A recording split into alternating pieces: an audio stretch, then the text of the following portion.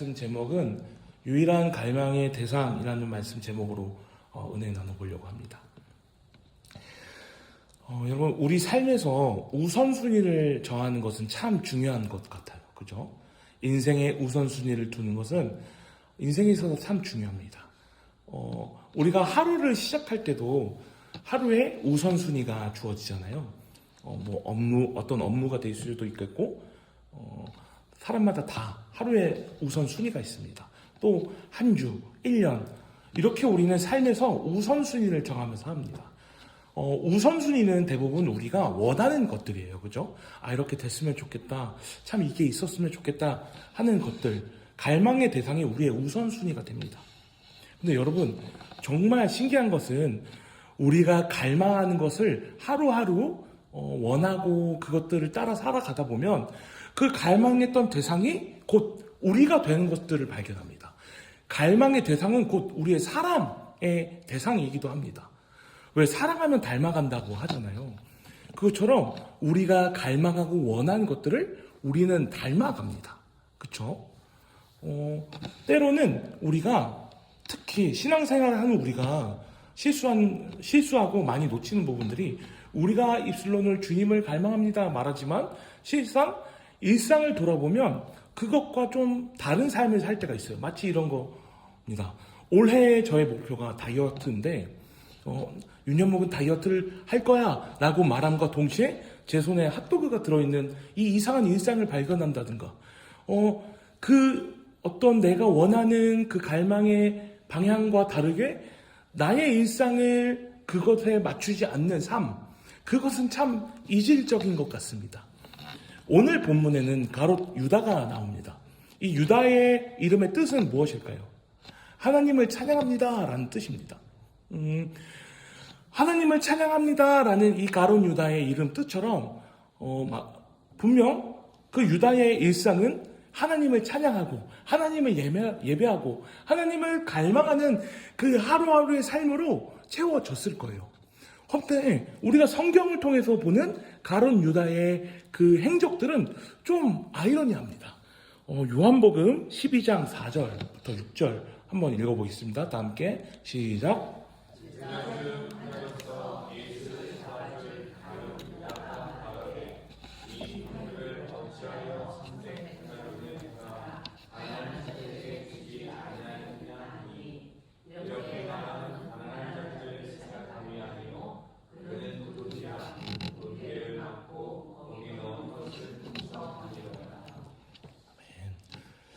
가룟 유다의 이름 뜻이 하나님을 찬양합니다. 하나님을 찬송합니다. 그런 삶을 살겠습니다. 라는 정체성과 의지가 담겨 있다고 저는 아까 앞에 설명을 드렸습니다. 그런데 지금 요한복음 12장에 나오는 이 가룟 유다의 행적은 뭔가 이상해요. 하나님을 찬양하긴커녕 무엇을 하고 있다고 지금 나와 있죠? 돈괴에 그 돈들을 빼었다. 어떻게 보면은 그 제자들 그 예수님이 사역을 할 때 필요한, 쉽게 말하면 지금으로 보면 헌금으로 말할 수 있겠죠. 그런 것들을 자신의 탐욕대로 빼서 소유하는 거예요. 여러분, 유다의 일상은 하나님을 찬양하는 것들로 채워지지 않았었습니다. 자신의 욕심으로 채워졌었습니다. 분명히 이 욕심이 들었던 첫 번째는 있었을 거예요. 내가 저 돈계를 봤을 때 저걸 내가 갖고 싶다라는 첫 번째 유혹이 있었을 거예요, 분명히. 그런데 이 유혹이 들었을 때 아니야, 내가 그래도 이렇게 하면 안 되지. 나에게는 이 돈계의 돈보다 더 중요한 것이 있어 라고 그가 인식하고 그대로 그것을 뿌리쳤다면 유다는 오늘 이런 행동까지 이어지지 않았을 거예요. 유다에게 유혹은 마치 하루아침에 막 급진적으로 밀고 들어온 탱크처럼 오지 않았고요. 마치 이렇게 조금씩 젖는 지금 비가 오나? 모를 정도로 스며드는 그 가랑비처럼 유다에게 죄는 계속 임했습니다. 그 유혹은 가랑비처럼 유다를 적셨습니다. 그러니까 본인도 지금 자신이 아, 내가 지금 죄를 저지르고 있구나. 내가 지금 잘못하고 있구나. 라는 것을 인지하지 못했을 거예요. 왜요?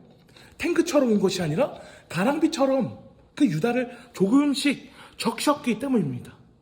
하나님을 찬양한다라는 그의 정체성은 결국 일상의 순종이 무너지니까 하나님을 찬양해야 되는, 그 하나님을 예배해야 되는, 그 말씀 앞에 서야 하는, 그 그리스도 앞에 서야 하는 그 일상의 예배가 무너지니까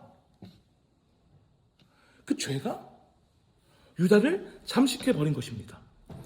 그 결과 오늘 본문처럼 마태복음 26장 14절부터 16절 이런 선택을 해버립니다. 함께 읽겠습니다. 시작.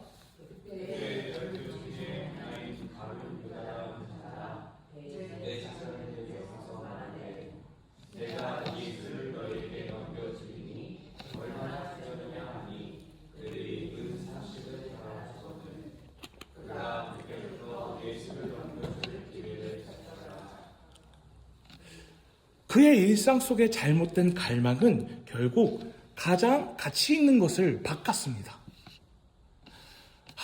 저 돈개의 돈이 참 탐난다 라는 그 일상 속의 유혹을 버리지 못하고 결국 그것들이 쌓여서 결국 본인도 돌이키지 못하는 상황까지 와서 생명이신 예수 그리스도를 은30에 바꿔버렸습니다. 이것은 가치가 전복된 것입니다. 생명을 은30에 바꿔버린 것입니다. 여러분 혹시 제가 예전에 예화로 잠깐 설명을 드린 게 있는데 그 에스키모인들이 늑대를 사냥하는 방법이 설화처럼 전해지는 게 하나 있는데 어떻게 에스키모인들이 이 늑대를 사냥을 하냐면요. 그 창 있잖아요. 창. 화살촉을 이렇게 반대로 꽂아 놓는데 그 촉에다가 이렇게 피를 발라 놓는다고 합니다.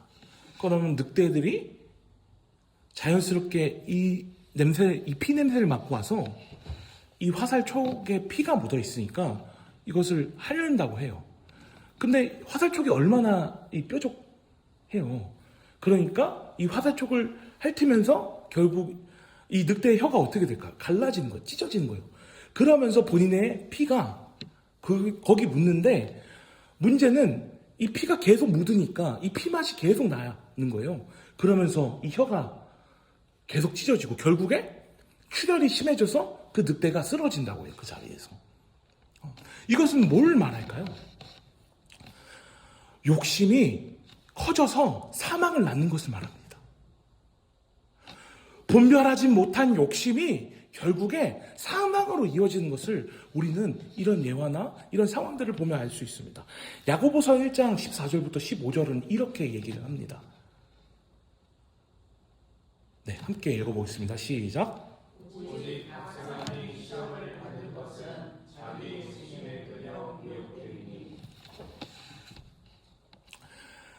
유다의 유혹은 유다의 이 지금 잘못된 방법은 분명히 처음에 욕심으로 들어왔어요. 욕구로 들어왔습니다. 이 욕구를 버리지 못하자 그것이 어떻게 됐죠? 그 유다를 잠식했습니다. 욕심이 장성한 즉 사망을 낳는다. 잉태한 듯 욕심이 잉태한 즉 사망을 낳는다 라고 야고보서는 우리에게 선언하고 있습니다.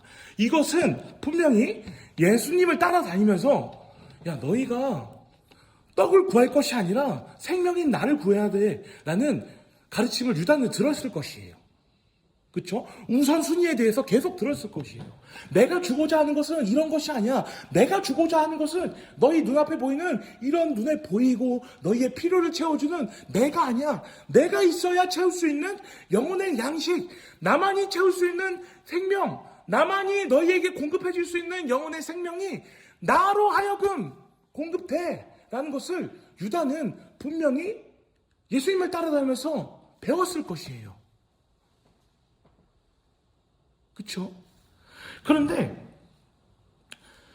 유다는 결국 서서히 자신의 욕망에 젖어들어서 그 우선순위를 바꿔버렸습니다. 근데 우리가 어제 본문 이렇게 기억해 보시면 어제 본문에 누가 나왔었죠? 향유 옥합을 깨뜨려서 예수님에게 부어드렸던 그 여인이 나옵니다. 여러분, 너무 대비돼요. 너무 대조됩니다. 예수님을 따라다니면서 그토록 말씀을 듣고 예수님의 가르침을 직강으로 듣는 그 은혜를 받은 유다는 은 30에 예수님을 팔아버렸습니다. 허나 향유 옥합을 깨뜨린 그 여인은 자신의 모든 것을 팔아 예수 그리스도를 얻었습니다. 제자인 유다는 은 30에 예수 그리스도를 팔아버렸고, 향유 옥합을 깨뜨린 그 여인은 자신의 재산을, 자신의 가장 가치 있는 재산을 팔아 예수 그리스도의 생명을 얻었습니다. 어디서부터 무언가가 달라진 걸까요? 뭐가 잘못된 것일까요?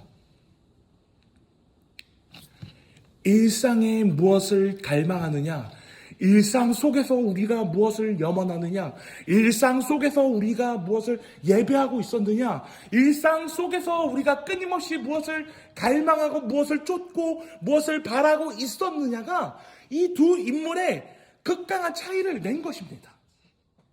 유다는 예수 그리스도를 따라다녔지만, 예수님을 따라다녔지만 결국 그가 원한 것은 예수 그리스도 그 본체가 아니었습니다.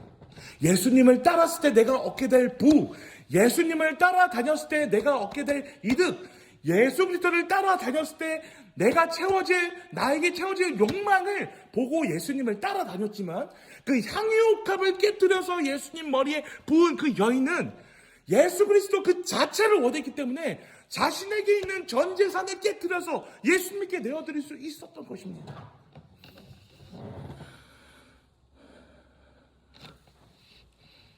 예수님으로 시작한, 예수님을 따라간 유다는 결국 자신으로 인생을 마쳤고, 예수님에게 모든 것을 부은 그 향유옥합 여인은 예수 그리스도의 생명으로 인생을 마쳤습니다. 마태복음 14장 44절은 한번 읽어보시죠.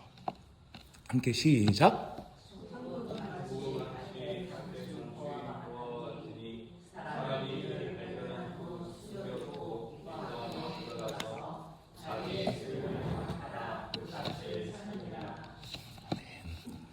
여러분, 요즘에도 여러분이 아시는 메이커 중에 애플이라는 회사를 아시나요? 그 애플에 신제품이 나오면은 수많은 사람들이 그 전날 11시부터, 만약에 9시에 매장을 연다고 하면 그 전날 11시부터 그 매장을 서 있습니다. 왜요? 그거 하나 사려고, 그거 하나 일찍 사려고.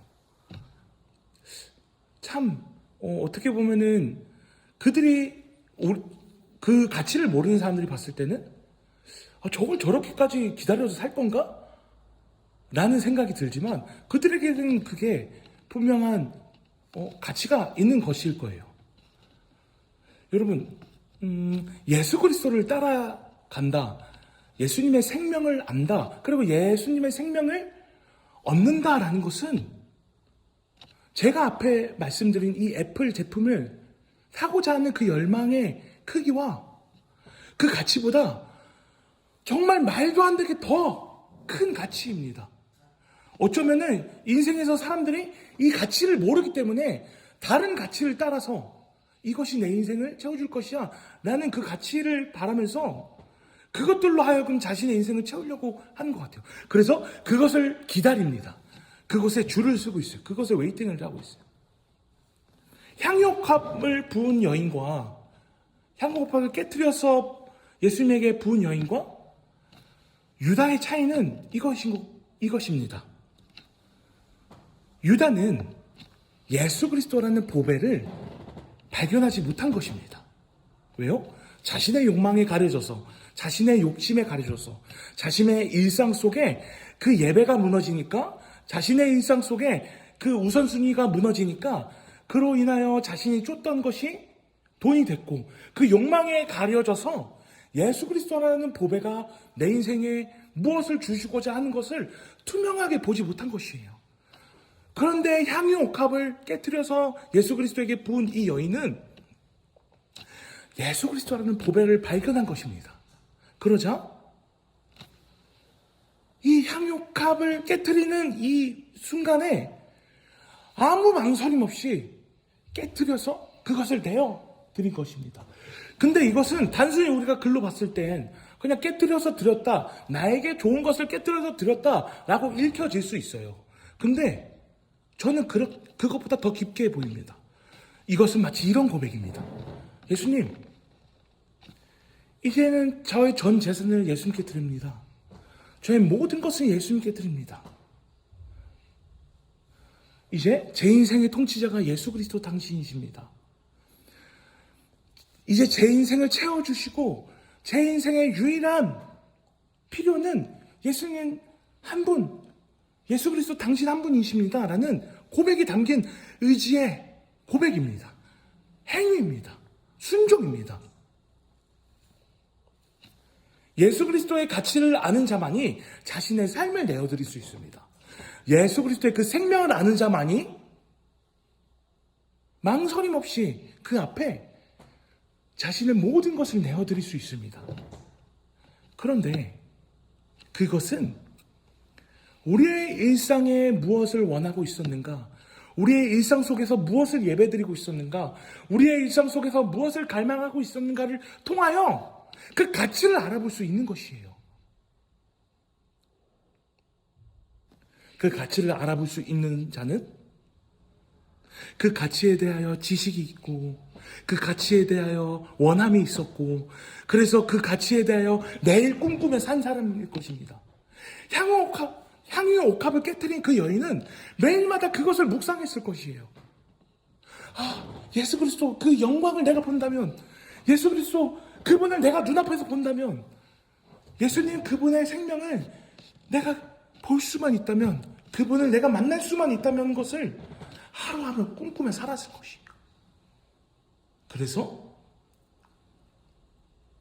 망설임 없이 그 앞에 자신의 모든 것인 향유 옥합을 내어드릴 수 있었을 거예요. 네. 여러분 근데 또 이렇게 한번 생각을 해볼 수 있습니다. 예수님을 갈망하는 것이 우리가 원한다고 갈망하여지나?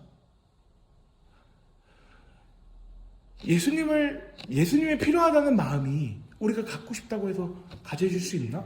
우리의 의지로 우리가 그것을 가질 수 있습니까? 아니요. 그 마음은 주셔야 합니다. 하나님이 내가 예수 그리스도가 필요하다라는 것을 우리가 인식하기 위해서 그 인식조차도, 그 은혜조차도 하나님이 우리에게 부어주셔야 합니다. 나에게 예수님이 필요하구나. 나의 일상 속에 예수님이 필요하구나. 제가 아침에 일어나서 이제 말씀을 묵상하고 기도를 할 때 꼭 하는 기도가 있습니다. 무엇이냐면요. 하나님, 저는 오늘 하루 시작할 때 제가 예상치 못한 유혹들을 많이 만날 것 같습니다.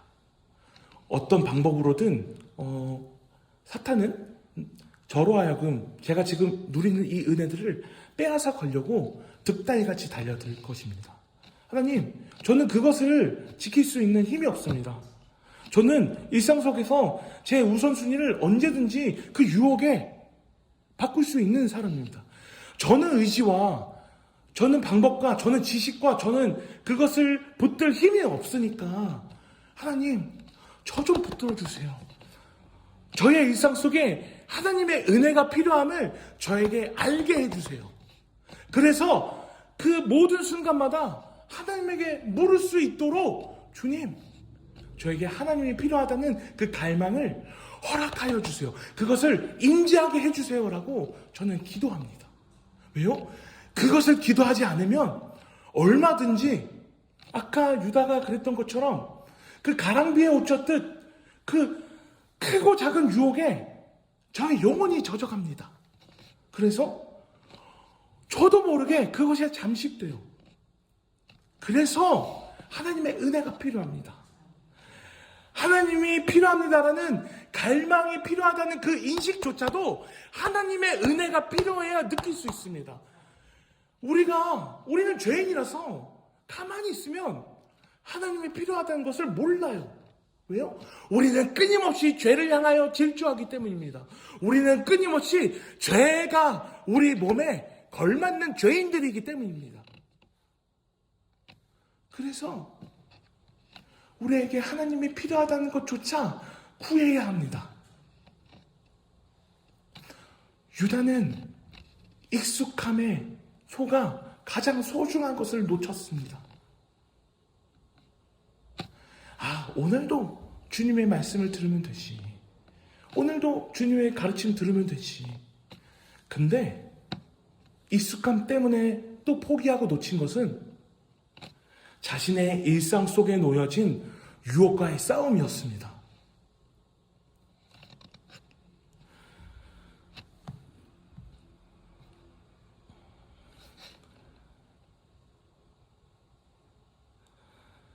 여러분, 우리는 우리 스스로가 그리스도의 가치를 발견하지 못합니다.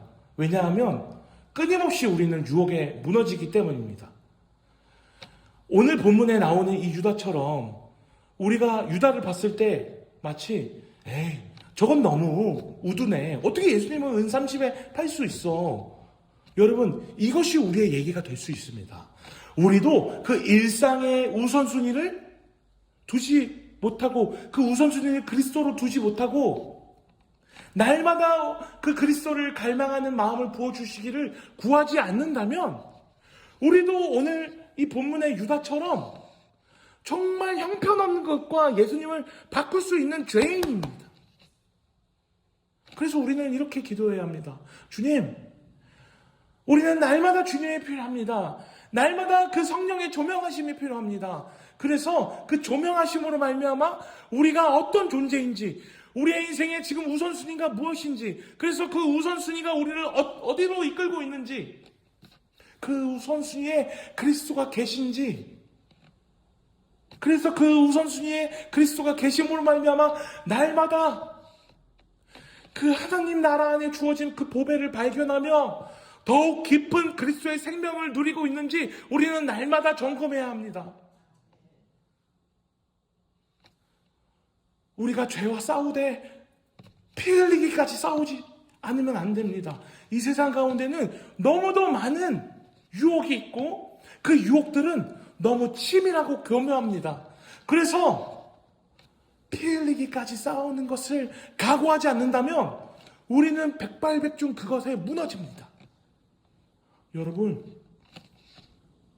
사랑하는 한마음교회 성도 여러분, 날마다 주님을 갈망하셔야 합니다. 날마다 주님을 묵상하셔야 합니다. 날마다 그분의 은혜를 구하여 주님, 날마다 보배이신 그 그리스도의 영광 앞에 서게 하여 주시옵소서. 그 보배이신 그리스도께서 나의 삶의 우선순위가 되어 주시옵소서. 그로 인하여 내가 사망으로 간 것이 아니오 그리스도가 십자가에서 이루신 그 생명으로 제가 나아갈 수 있도록 주님, 우리의 인생을 붙들어 주시옵소서라고 날마다 갈망하고 간구해야 합니다. 우리는 눈이 어두워 각기 제 갈 길로 갈 수 있는 존재들입니다. 성령님, 우리의 눈을 밝혀주시옵소서. 우리의 우둔한 눈을 밝혀주셔서 생명의 빛이신 예수 그리스도의 빛을 따라가게 하여 주시옵소서라고 우리가 갈구해야 합니다. 그 생명을 원해야 합니다.